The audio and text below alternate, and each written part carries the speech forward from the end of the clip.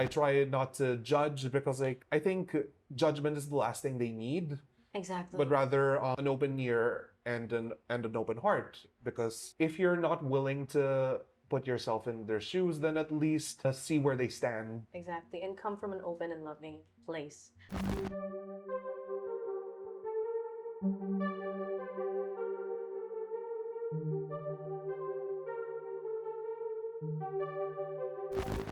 Hey, everybody. So, this is another episode of At the Backdoor. I'm one of your hosts, Reese. And beside me here is Jay. Jay, say hi. Hi.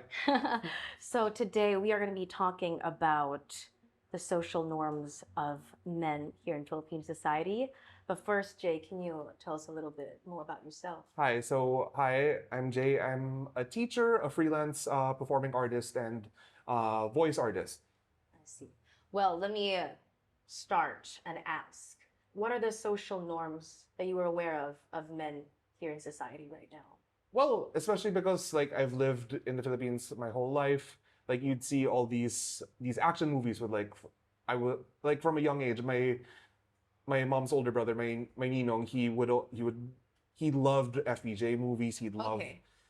He'd always show them to me. And especially because my ninong was like this man's man. Like he knew how to fix things. He knew how to start fix cars. Like and especially because like my brother and I had a lot of toys growing up. He was the one who we would go to, like if we needed fixing or like batteries replaced.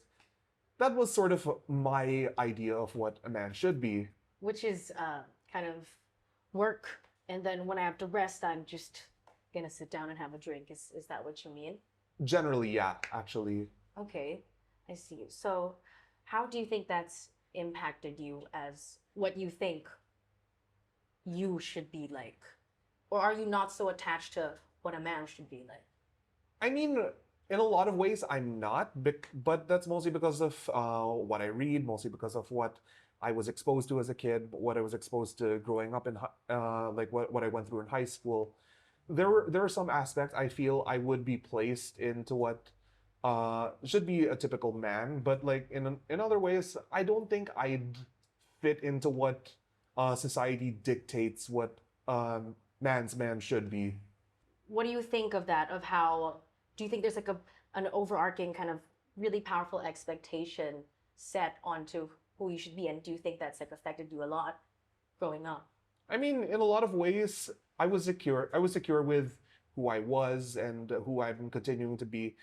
And yes, I there are times when it does affect me because, like, you know how there's a lot of pressures on being a man. Like, you're not supposed to cry. You're not supposed to show weakness. You're not supposed to show vulnerability. And to me, I don't think that's fair because, like, no matter who you are, you shouldn't be afraid to show who you are. You're not supposed to be afraid to be vulnerable. You shouldn't be afraid to like be your truest self possible because if you're gonna be your truest self possible, that yeah, the world's gonna be a lot better. The world needs more authenticity. The world needs more less judgment and more acceptance, I feel.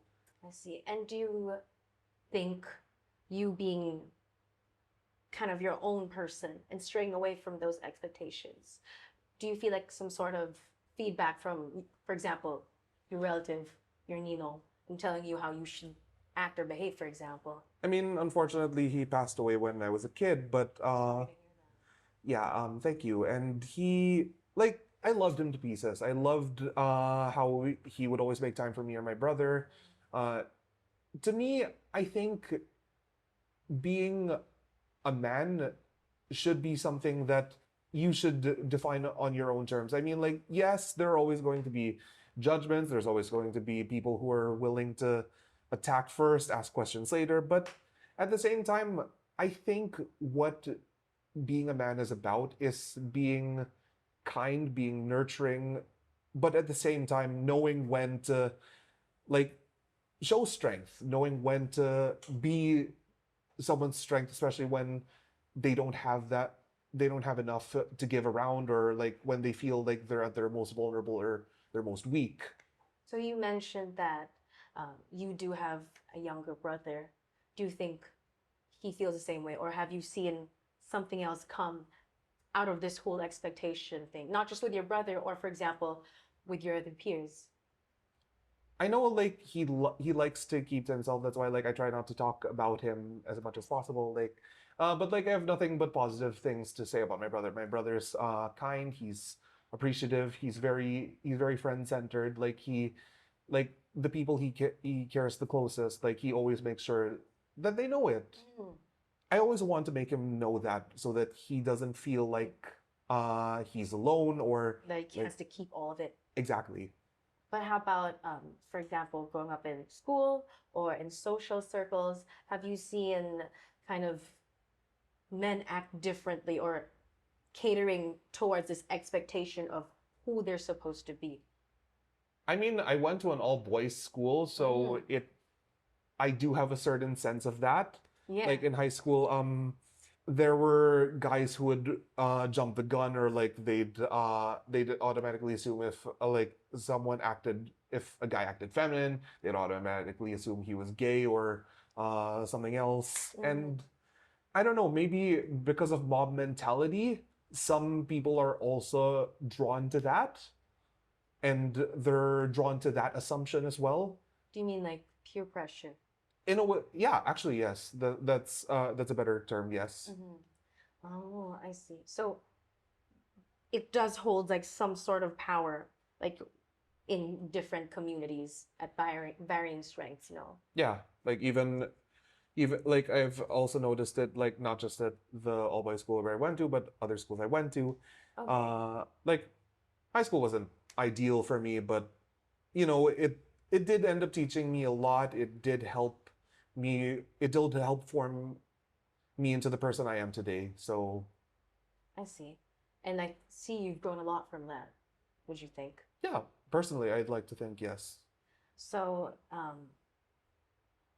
do you think it's important to talk about this kind of topic on being able to show your weakness and being able to not see emotional vulnerability as a weakness, but as a strength in order to connect with people? Yeah, because I recently read a report about how men are more vulnerable to depression, mental I read illness, about that. more vulnerable to suicide. And I think when we have these conversations, like the first thing to do is just listen because Mm, like you see all these people going around like either they react violently or they don't react enough.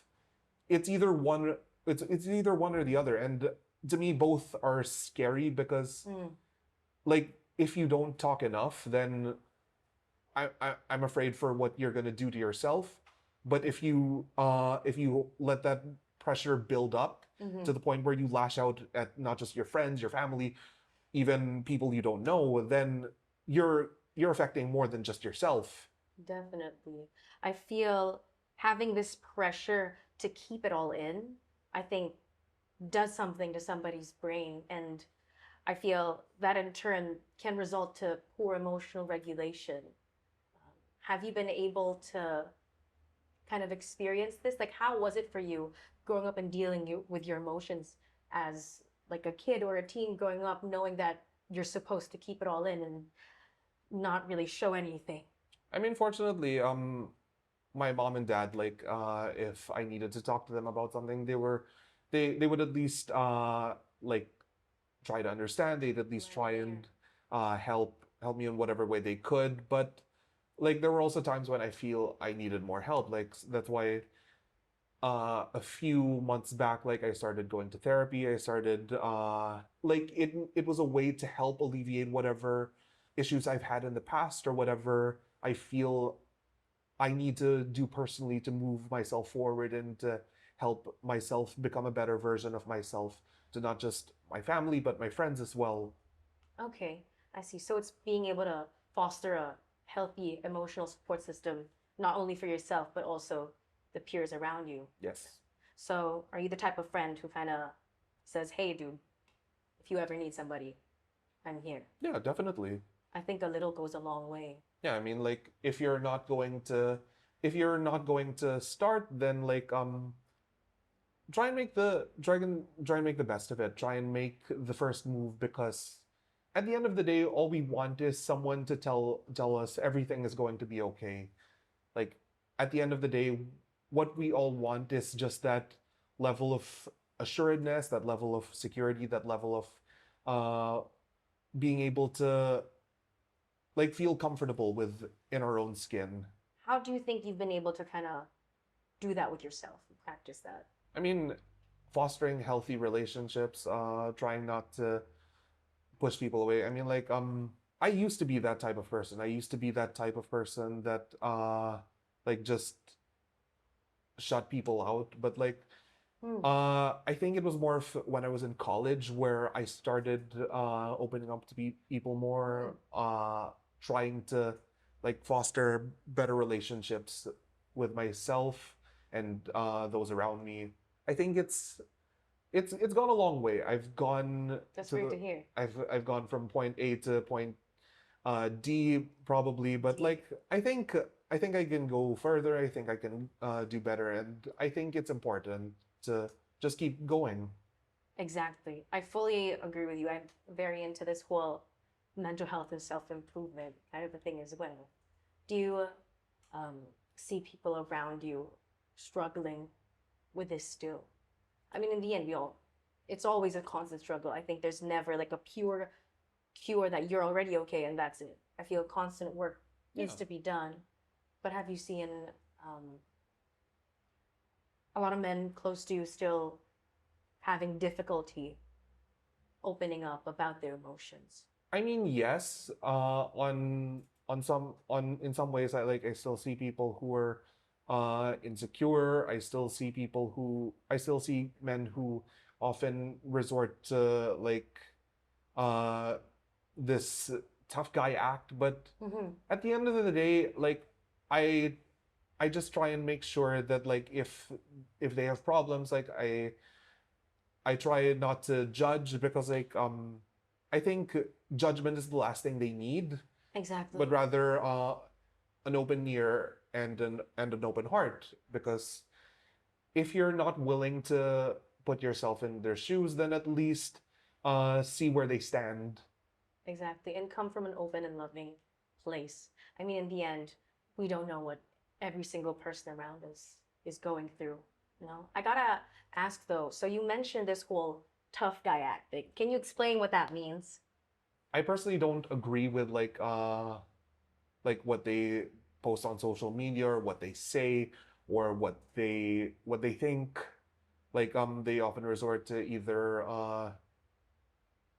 things that are I find rather sexist, or Mm-hmm. rather distasteful, or like they feel like that they're above whatever this person says or does. Mm. So going back to uh, your Nino, do you see that there's sort of a different version of a man's man of his generation versus yours right now? I think yes, because he grew up in the 60s and 70s, so Okay. there's definitely a disconnect. Like I was born in the 90s and I was raised in the 2000s. Definitely there is a generational gap in between For us. sure. What differences have you noticed? Do you think now there's less of a pressure to have a stand and appear strong and not have so many emotions? Do you think there's like the same pressure still now?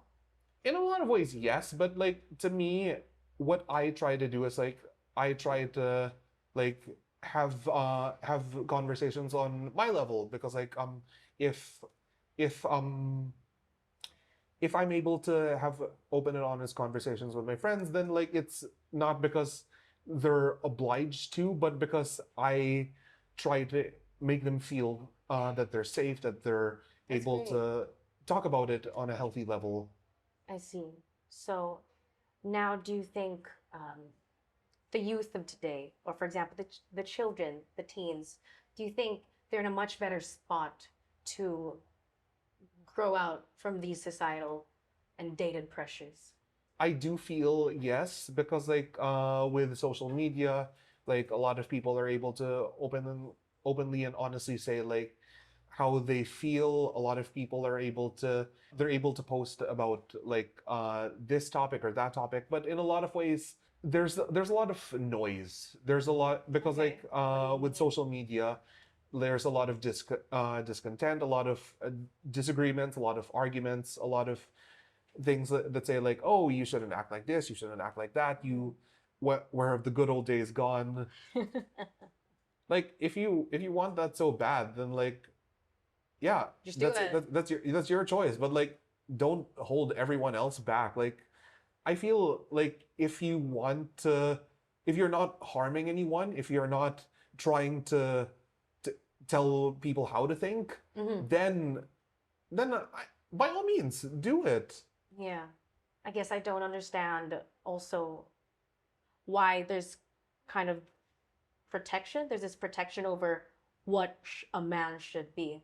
Do you think it's just what they've been used to? Or do you think there are other factors? I think it's mostly due to peer pressure from previous generations that they're stuck in the way they are, and like I feel that as new generations emerge, it's their job to see like, okay, that's how it was. I feel we can do better. Exactly. I love how you've taken like this more open stance. It's definitely refreshing. I feel to this day it's still pretty noticeable as a woman to receive uh, comments or not be looked at in the same way as, for example, um, old typical traditional old man's man would see another fellow man. Like, for example, still there's some sort of job disparity. Have you ever experienced that? For example, you don't cook, I have to cook, or I have to get married at an early age. You have to work. Have you been told these things? I mean, in some aspects, yes, because like some of my relatives asked, "Oh, you're 28. When are you gonna get married?" And I just go like, "I'm not ready for that. I'm not financially stable. Exactly. I'm not. I don't feel like if I'm not willing to give 100%, then like why bother? I mean, like if you want to if you were like that when you were my age, that's perfectly fine. But like different times, different circumstances, different layout. That's true. It's a whole other environment. It's not like I can easily buy a house right now at 25, Exactly. right? So, as a parting message, do you have anything to say, for example, to men who are closed and kind of facing this pressure and burden to act a certain way and to keep all of this kind of emotions repressed and continue to kind of boil and further kind of derail them from mental health improvement, for example? Like, would you have any tips or tricks for that? I just have one thing to say. The first step in solving any problem is admitting there is one. And if you can't see that, then at least try and talk to people who do see it as a problem. I see. So basically, try to slowly open up their worldview. Is Yeah, that what you mean? I mean, like the a journey of 1,000 miles begins with the first step. Well, thank you so much for coming here today to talk about that, Jay. I think we had a really fruitful conversation, don't you think?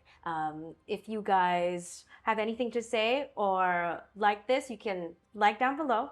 You can share this, you can subscribe, you can comment. So, yeah, thank you so much for watching another episode of At the Back Door. Yes. I'm Reese. Okay, Thank you for having me. bye.